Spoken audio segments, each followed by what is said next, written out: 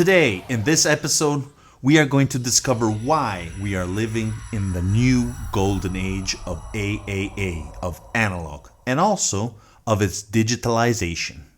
Let's go.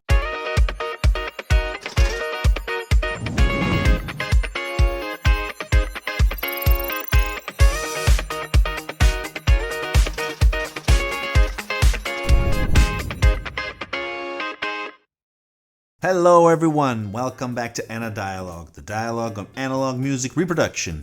And today we're going to greatly focus on analog reproduction, analog music. As you have read from the title, as I said in the beginning, we are living in a new golden age of analog. And today we're going to go through 8 main points, trying to understand why.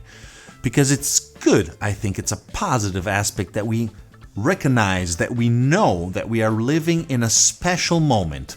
Actually, this moment started 10 years ago, but it's still ongoing today. Okay, let's take a step backward and let's start. First of all, I want to show you an important picture coming from a scientific article. This is coming from the Chemistry for Audio Heritage Preservation, a review of analytical techniques for audio magnetic tapes. The authors are Brisson and Ali, and it was published on Heritage 2019, just last year. Now, as you can see in this image, very interesting, we can see different curves of different elements, which are very important to what we're going to discuss today.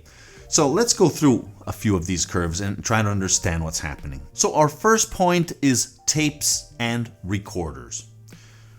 Looking at this image, we can see that the first curve is reproducer quality. What is that?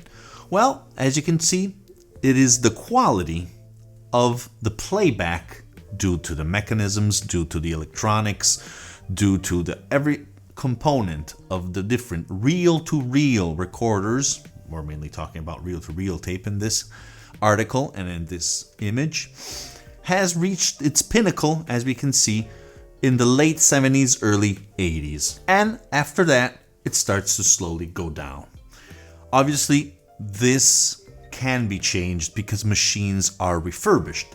What we can't change, unfortunately, is the curve afterwards, the most important of all. The original tape, quality, and condition.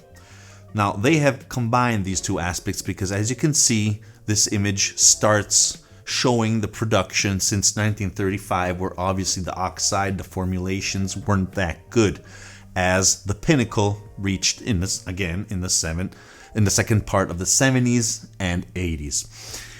There we have the combination of both. We could see the perfection, and from that point on, from the 60s actually, all the way now after that, after the golden age of that period, we start going down, as we can see. We are losing information. The oxide of the magnetic tape, as we know, it's degrading. The magnetic fields itself, the recorded music, is changing slowly. The particles are realigning themselves in a different position. Hence, we're losing some details, some frequencies, unfortunately, in the recorded media. That's going to happen one day, like in, 100 years, that's all going to be gone. In fact, a very important curve, I would say, is the last one also. As you can see, the curve is describing the quality of the analog to digital conversion. Now that is very important because, as you can see, just a few years ago we reached the pinnacle because we had the maximum quality possible when we hit at the same time a high quality conversion, because obviously we did have conversion when tape was better, but it wasn't that good. Now we find the perfect, according to the authors, and I do agree with them, the perfect moment of where we have to preserve and have to convert all this heritage we have, this analog heritage, in high quality digital media, because obviously in 2, 3, 4, 5, hopefully even further than that generations, we're going to use only that type of media, unfortunately.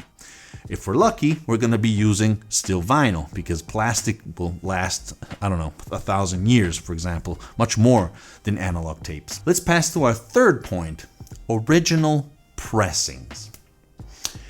Now, first of all, I want to say that original pressings, if you go on Discogs, if you go on eBay or auctions or things like that, they have incredible, stellar prices because they are original. Like books, maybe they're not in good condition, but if they're the first pressing, they're going to just have much more expense because they value more. People are seeking these more than others. So unfortunately, we already have that problem. Plus, we have to bear in mind that although the tape was fresh, and that is true, so at that point we did have better sources from that point of view, but we also have to bear in mind that, and I would say specifically in jazz music, but also in every other genre, but that's, I think, more clearly establishable, more clearly noticeable, we had strong EQ, equalizations, especially in the bass, in the lower frequencies, and the treble, the higher frequencies. Why is that? I mean, you people, audiophiles, know what I'm talking about, but it's good to say this every once in a while. The problem is that back in days when these incredible albums, rock albums, jazz albums, 50s, 60s, 70s were coming out, the quality of the recordings was top notch. But when they had to cut these recordings on the lacquers, they had to correct them a little bit. They had to change the curves because the problem was that when people bought those records and brought them home, they didn't have this hi-fi gear. They didn't have precision tracking. They didn't have high quality, high fidelity amplifiers, preamplifiers, cartridges, etc., etc. So you had to do something adaptable, something that could have been good, reproduced at a decent level on all types of gears, of hi-fi sets. And most of the people obviously had very simple types of gear, very simple cartridges. So if you have too much bass, for example, the cartridge is going to jump out of the groove, and you do not want that. You're in big trouble if you're doing that, if that happens. That happened, for example, in rock history, is the first pressings of Led Zeppelin. They had to quickly cut that and reduce the bass because the bass was too strong in the first pressings. Incredible. So now, coming to our fourth point, we have those master tapes and session tapes with the full spectrum. Usually, not every time the recording was full spectrum without any retouches, but in most cases it was, because the equalization, as we said, took place after. For example, in the mixing, for example, in the cutting. So we have those session tapes, high quality session tapes, and now we can do high quality AAA reissues with practically none or minimal equalization. La-da! This is the holy grail. This is the main point why we are living a new golden age of analog. For example, I was just seeing a video a few days ago where Kevin Gray was interviewed regarding the Tone Poet series with Blue Note, which, as you know, is all AAA, and he was saying this. That's where I got struck.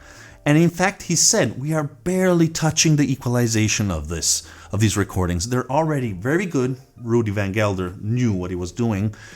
And now they can finally put that whole spectrum, that full data of those fantastic analog tapes on the records. And in most cases, in fact, don't listen to me, ask anybody, in most cases, not always, but in most cases, these AAA 100% analog reissues done today are much better than the ones published at the time, the original pressings. Not only jazz, also, for example, the Beatles, the Rolling Stones, all these new editions, and also other normal reissues, republications of new albums that were excellent already back in the time, but now are very true high fidelity. That is fantastic. And we have to remember that. We have to tell people about this. So for our sixth point, I want to underline the importance, the complementary importance of streaming. Oh yes, that's how I stream. What do I mean?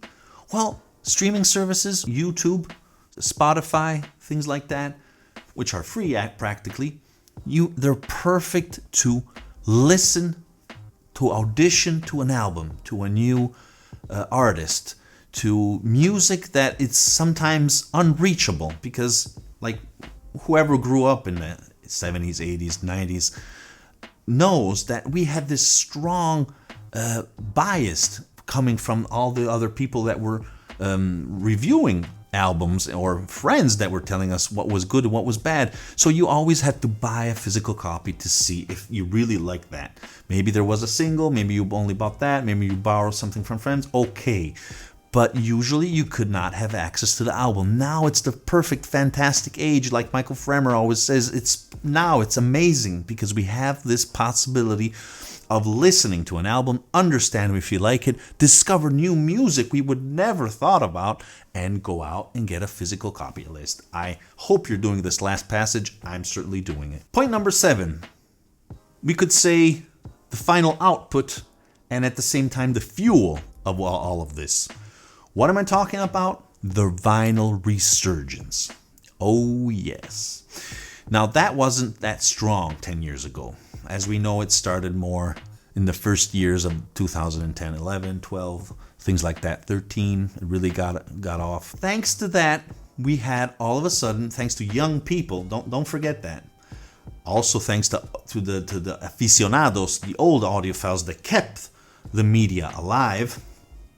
But at a certain point, when young people started to show their record collection on YouTube, finally at that point, we had stellar, incredible, phenomenal results. In fact, just a few months ago, the vinyl sales around the world, not only US, guys, around the world has surpassed CDs.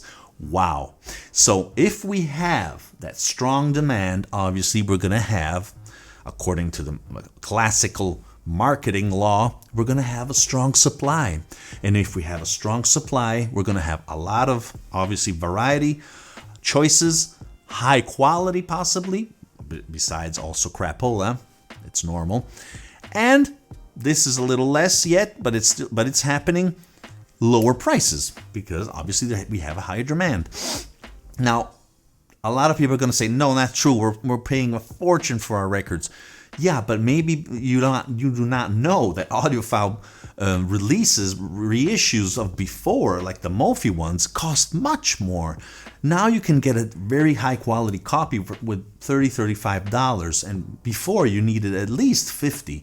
So things are better also from that point. Plus, there's not only audiophile labels, there's normal releases. And in most cases, I want to say this, even if they come from digital sources, they are of high quality. No problem with that. And they have a very, very good price. So thank you, Vinyl Resurgence. Thank you, people who are buying vinyl again.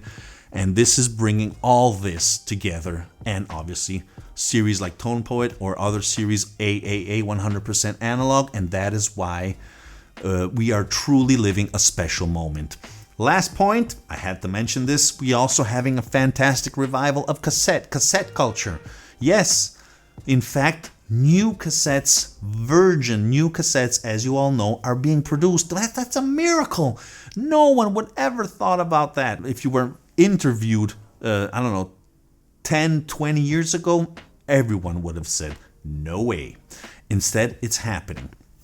We don't have decks, that's true, and we don't have Type 2 and Type 4 cassettes. Maybe if we all insist on somehow making this cassette comeback go even higher, we'll have some special surprises along the road. Finger crossed, I don't know. In any case, that is another excellent component of this fantastic new golden age of analog, which I'm proud to be part of. I hope this channel is giving something in this sense, and I'm sure you guys are doing the same. So remember, real hi-fi, and don't forget that music was born analog. Ciao belli! Well guys, if you're enjoying my videos and you're enjoying my channel, please consider to subscribe by clicking the black and white logo here below. Also, don't forget to click the notification bell so you'll never miss an episode and you will become a true member of the analog community.